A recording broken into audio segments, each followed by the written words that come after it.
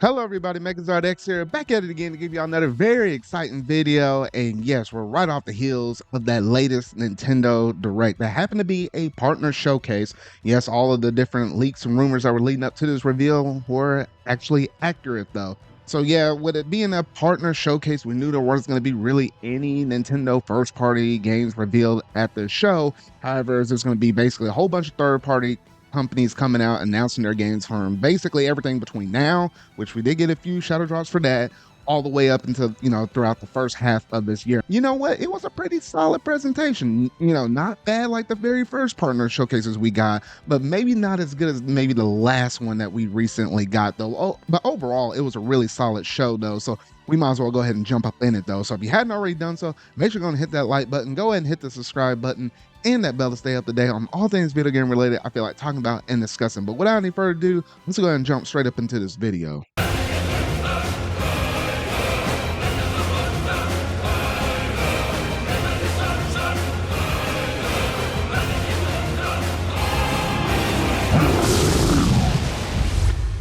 All right, so to kick things off, the first game on the lineup was Grounded, which, yes, this is one of the few Xbox games that we happen to know that we're actually going to start going multi-platform. And this was the very first one on the docket, that being Grounded from Xbox Gaming Studios, though. But, in this one, you're basically surviving, building, exploring in an immersive co-op survival adventure game where you're basically like the size of an ant, and where the insect life reacts to your actions though. So this is the game that you can basically play either solo or you can play online with up to 3 other friends though. So it seems like a very nice little adventure though. So, it was a kind of quick, easy one right out the gate with Grounded from Xbox Game Studios. Next up, we managed to get Ender Magnolia, which I don't really have too many things to say on this one, so we'll keep the train going. The third game up, we had a Ranger. I was like, that seemed okay. Not my cup of tea or whatnot, though. Then we managed to get over here to Unicorn Overlord, which we know that game is going to be a game that's developed by Atlus.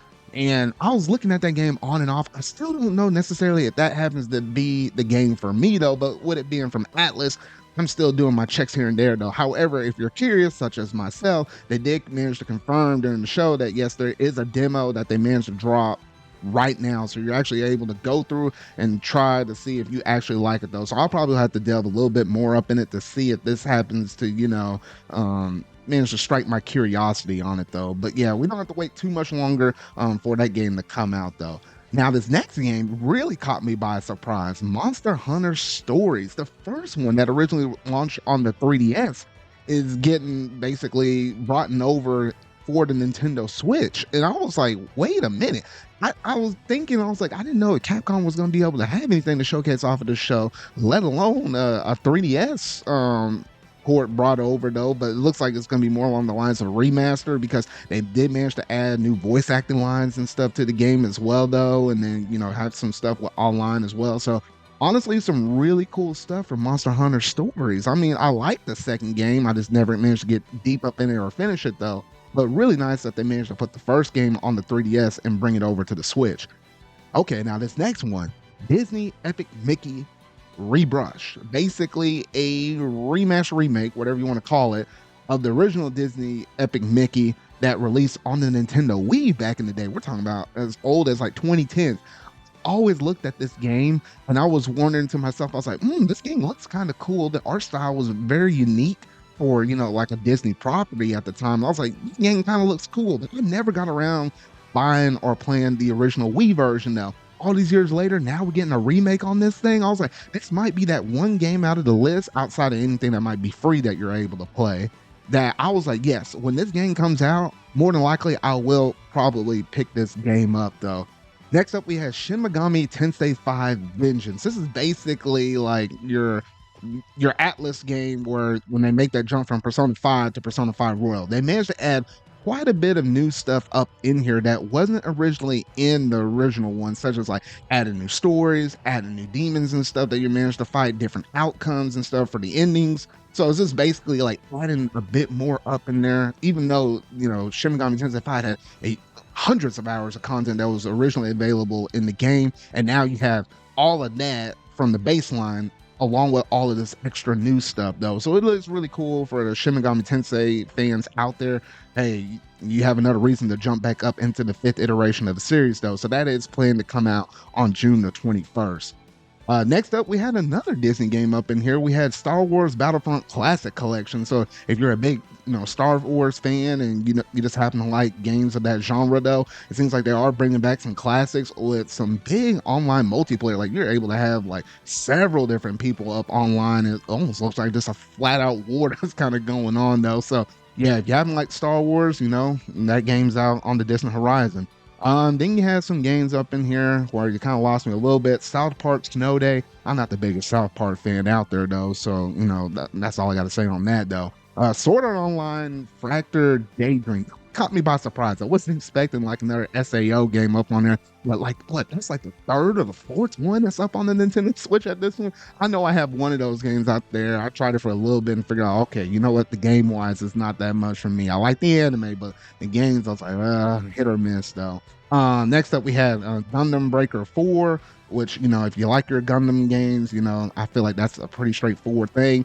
Super Monkey Ball Banana Rumble. That one caught me by surprise. I wasn't expecting a new Super Monkey Ball game to be announced at this Nintendo Direct. Like I felt like Sega might have came up with something, but I wasn't thinking of Monkey Ball at the time. Now this is another new iteration within the series, so we're not remaking something like Banana Blitz or HD porting over like the first two games in the series. No, this is completely brand new. Obviously you have some online components as well, along with just the standard single player campaign though. So you know what, I played some Banana Blitz. I got the first two games at HD collection. I like myself some Monkey Ball, so I definitely have to keep my eye out on this one though.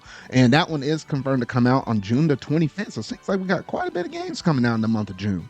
Next up, you have World of Goo 2, and with that one, I'm like, it felt like I've seen this before, but obviously there is one game previous in the series though. I don't have too much to say on that. It doesn't seem to strike my fancy though. But if you happen to like World of Goo, you have that to look forward to.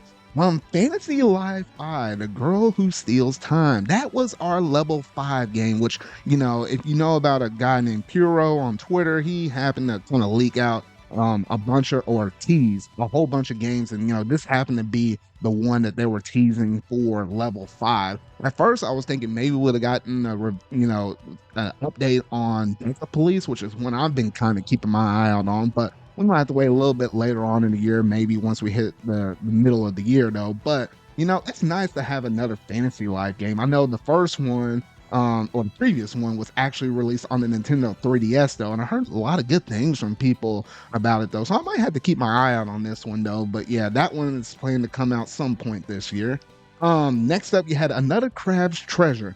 Now this one right here was almost about to put it away, but the more and more I saw within this trailer, I was like, this game seems to have a little bit of a charm to it. Obviously, you're going around and playing as some kind of crab that happened to lose its shell, and you're having to, kind of make do, find other things to kind of use as your shell, and you're trying to, just hunt down and find whoever took your original shell to begin with, though. But looking at some of the boss interactions, the little bit of voice acting up in here, though, just the art style and stuff, at first, I was about to write this game off. I was like, you know what? There might be actually some good amount of charm up on this thing, though. So I was like, oh, okay. You know what? That seems, pretty cool, pretty nice right there, though. So we do have that game to look forward to as well.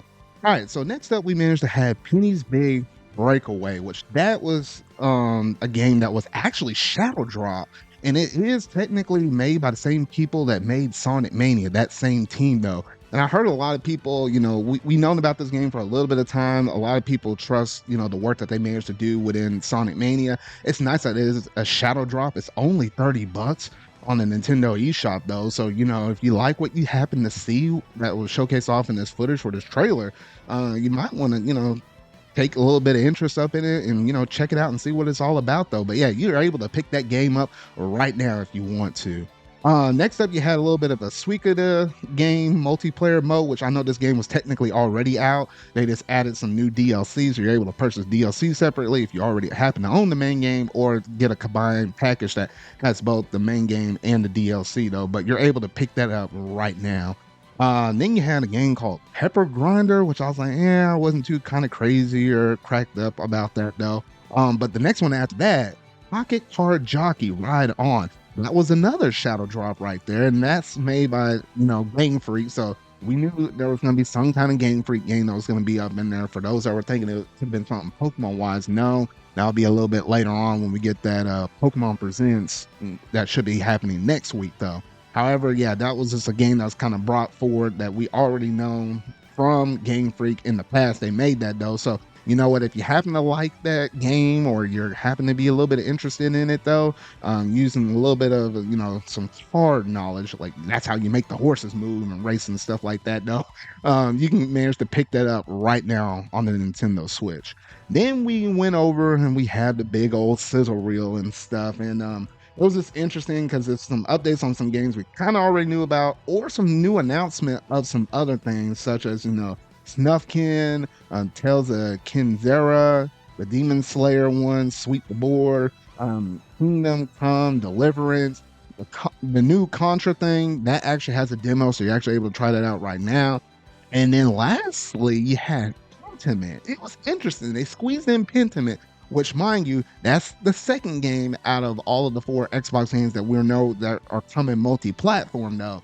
So it's interesting they stuck that in the sizzle reel, but it didn't get its highlight moment like Grounded did early in the show, with that being the first one that we got revealed within this whole entire partner presentation though. So it was interesting they snuck it up in here with the sizzle reel though, but out of all those games, nothing too much to write home about on any of those titles. Finally, we managed to hit the very tail ending of the presentation, and they say we had 2 more major announcements though. So this I wasn't expecting. They managed to pop up that Rare logo, and at that moment when you saw the borders pop on the left and right, we already knew that it was for some classic games for the Nintendo Switch online servers. We're like, wait a minute now, you see that Rare logo, you're bound for something good though. They managed to come out with a few different games for 3 different platforms on the NS. So starting off with the basic tier, we did manage to get a couple of NES games, Snake Rattle and Roll and RC Pro Am. We managed to get both of those confirmed for the Nintendo Entertainment System. Then we got a couple of Super Nintendo games, being Killer Instinct as well as Battletoads and Battle Maniacs. Those games right there, or with Killer Instinct, I predicted that mess within like some upcoming games that I thought could potentially come to the NSO. But I was like, dang, that was real nice. And including Blast Corps. I definitely called this one out in that video as well. And when I was looking through Nintendo 64 games though, I had a feeling they were going to potentially bring over Killer Instincts, but Blast Corps, I fully called that mess though. So it was really nice to see that added in within the NSO expansion pack for the Nintendo 64 right there. So between all those games, they managed to give us a solid 5 games for the NSO that you're able to play right now as of this moment though. So some really nice stuff in terms of Nintendo Switch Online. However, for those that happen to know, somehow Japan managed to get Mother 3 for the NSO service. So they did manage to get some kind of first party game. However, we didn't. One might be saying, come on, Reggie, why y'all never give us this game? I still don't think we're going to get that game mentioned at any point. Unfortunately, though, it's just how it is, though. And lastly, the very last thing, that one more thing we managed to get from the show was none other than Endless Ocean Luminous. Yes, this is a brand new entry within the Endless Ocean franchise right here, which I remember there was one previously, I believe it was on the Nintendo Wii, I believe, that we managed to have that. So it's been a while since we had something within the Endless Ocean series though, and then this just happens to be a new one though. So obviously you're able to play this game solo if you want, deep diving within the ocean. You can actually play with up to 30 players online, so that's it. It's kind of crazy, just having a crew of 30 different people and say, hey, I'm going to dive up in the ocean and see what we can find. Everything from sharks, which I'm kind of surprised they just didn't kind of upright just go out and attack you or something like that. There's not like a survival element to the thing though, but it's just more so like relaxing, having a good time, just doing some stuff within exploration wise though. So we have all of that stuff to look forward to, and that game is scheduled to come out on the Nintendo Switch on May the 2nd. So that about does it in terms of all of the announcements that were revealed at this recent partner showcase for this Nintendo Direct that we managed to get in the month of February though. So overall, I wouldn't say like this presentation, knocked my socks off out the water though. I wouldn't say it was, crazy though. But if I were to give it a letter grade, I think it's on the line of like a B minus or a C plus. Maybe B minus because of the fact they managed to have Epic Mickey. I think that's the thing that probably brought it up to at least a B for me though. I mean, between having that, having a little bit of Monkey Ball up in there as well, and then you have like a couple other titles as well, like Shin Megami Tensei 5 and stuff. Like there's some really solid announcements up in here. And while yes, everybody kind of raves on about, the reason why we tune in to Nintendo Directs is mostly for those first party games though. I think there's something up in here where maybe there's at least one, maybe two titles that you're able to pull away from and say, you know what, these are for me, and maybe the rest of them happen to not be the case, though. I mean, between that, a couple of Xbox games, though, it would have been nice if we managed to get Hi-Fi Rush. But from what I've been seeing online and some things that happened to leak, there might be a possibility that's going to make the jump over to the PS5. Who knows if there will be a Switch copy, though. But overall, from what we managed to get in this partner showcase, it was really nice. At the end of the day, it's just really solid, though. I mean, granted, we don't have to wait too much longer until we possibly do manage to get some first party stuff because the Pokemon Presents will likely have something within that show for us to take away, whether it be something of a side spin-off thing or a mainline entry though. But you gotta let me know down in the comment section down below what all did you think about this presentation. Was there things in here that you really managed to like for me, Epic Mickey, that's the game I'm gonna definitely pick up. Or you happen to be someone that liked some Super Monkey Ball or Fantasy Life, or maybe you like that Endless Ocean announcement, or are you just gonna be you like, you know what, I'm just gonna try the free stuff out, try a few of those demos and play some of those rare games that happen to drop on the NSO. Just let me know down in the comment section down below. But that's gonna basically do it in terms of today's video though. So if you really like it, make sure you go and hit that like button, go ahead and hit that subscribe button and that bell to stay up to date on all things video game related I feel like talking about and discussing. So remember y'all, until our video I make next, see y'all.